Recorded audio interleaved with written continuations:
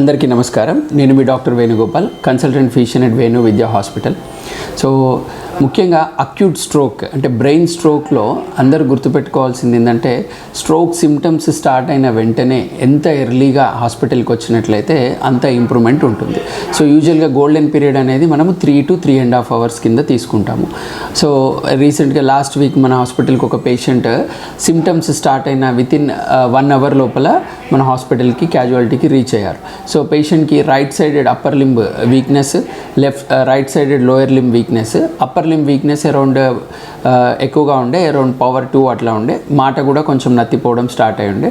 But what he did is very good thing is within 60 minutesలో హాస్పిటల్కి వస్తే within half an hour 40 minutesలో we did MRI scan and acute stroke కింద diagnose చేసి అతనికి clot కరగడానికి thrombolysis injection వేస్తే మనకి వితిన్ హాఫ్ అన్ అవర్లో there was very good improvement. Power కూడా 4/4 ఆర్ 5/5కి ఇంప్రూవ్ అయింది.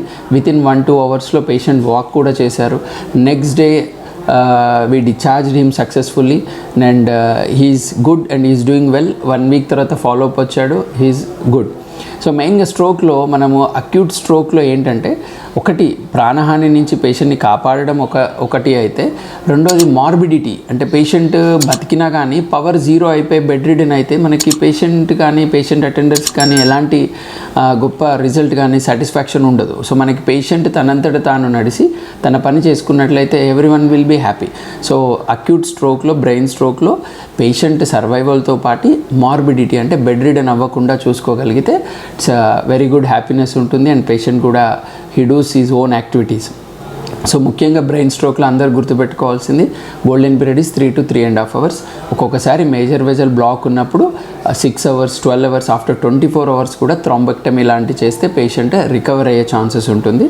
సో అందరికీ నేను చెప్పేది ఏంటంటే, యాజ్ ఎర్లీ యాజ్ పాసిబుల్ హాస్పిటల్కి రావాలి. ధన్యవాదములు.